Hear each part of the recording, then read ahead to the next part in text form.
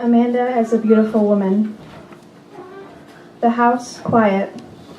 Quiet with the stillness of Uncle working, of everything in its right place. The air heavy, crowded with where it was easily and inevitably stirred by small movements, pressures, passing feet circling the table saw. Even the buzzing, Uncle sawing wood, his hands always dusted with sawdust, stilled the house, brought its pieces together neatly like placed bricks.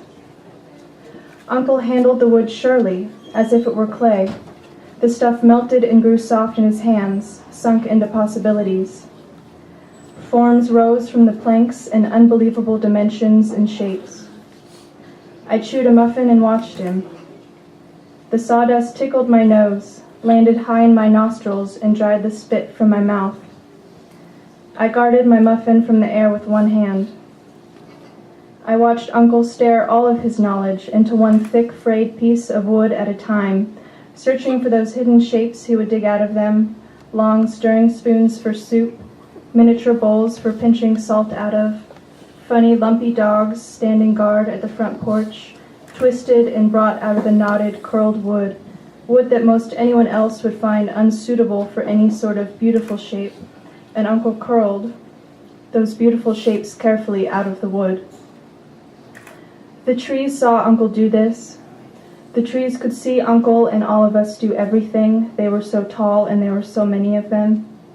And the trees tilted their heads unhappy, shifting side to side in the wind, growling that Uncle had used his human hands to pull and tease the beauty out of the wood that the trees themselves had abandoned and let go ugly with rot and knotted backs. My mother, too, had let me go ugly, watched me grow the extra skin and the necessary parts, watched me shoot in growths from those stations of myself where my extra skin was stored away, watched my ears flap through my hair and my teeth sink in low over my lips, my hair gather grease moments after any bath. My mother was beautiful, and I learned she was not planning to share any with me.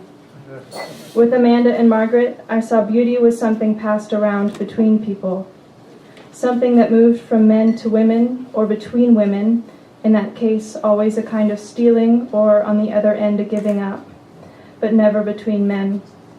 They held their own currency that, like bricks of gold melted into singular mounds, could not be traded or translated into something else. So I was careful around Amanda. I didn't want her to think I was there to steal her beauty, that beauty given up by her mother, who now sat through afternoons frozen in Uncle's living room. I only wanted to see how she handled that beauty, like Uncle handling wood easy as dough. Often I kneeled at the foot of the bed, resting my arms and chin on the white bedspread, and waited for Amanda to feel safe showing her beauty to me. She combed her hair. And a shine slowly woke from it. Her hair glowed in that bedroom, flashed brightly under the teeth of the comb, waking after years of sleep on another woman's head in another woman's skin. And finally, who knows if it was minutes or hours or days later, but Amanda turned to me and held the comb out to me. I was not invited on the bed, but she held the comb out and I moved, taking steps with my knees against the hardwood floor, then finally squatting on my ankles, back turned to her, nervous, but that was hidden in the trusting ease of my back and shoulders, and she combed my hair, and I kept my body still enclosed. I couldn't let any of her beauty seep in. Not that I didn't want it.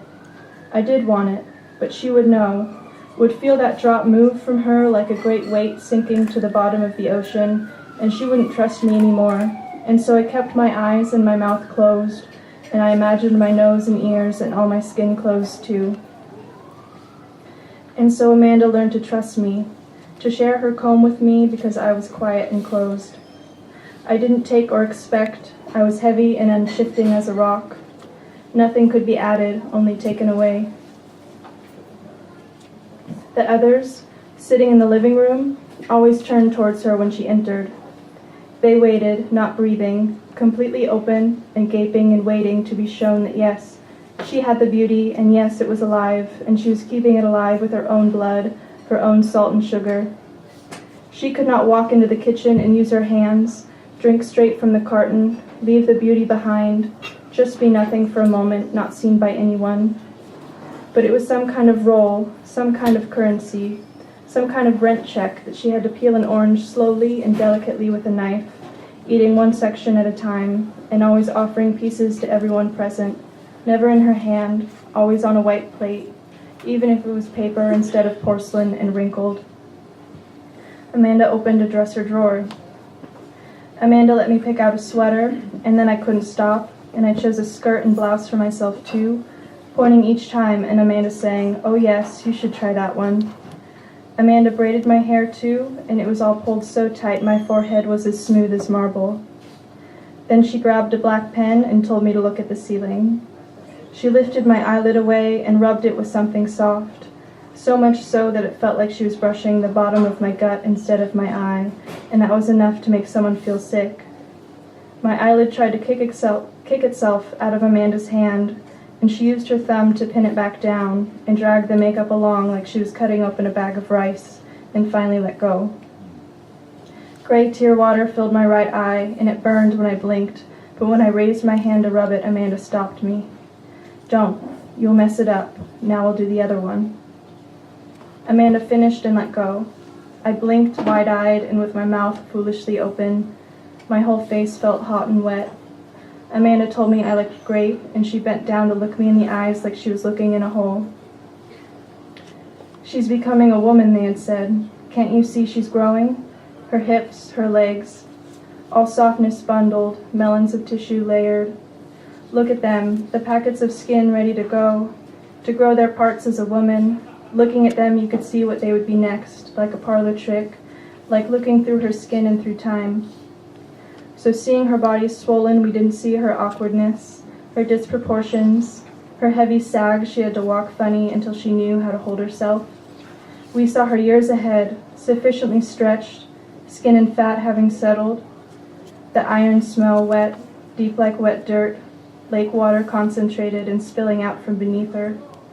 The smell of rotting wood braided into wet, loose soil, of old water stuck in metal pipes, a toothbrush pink with gummy blood, layers flattened into liquid holding all the years and all the land of a wet forest spreading itself.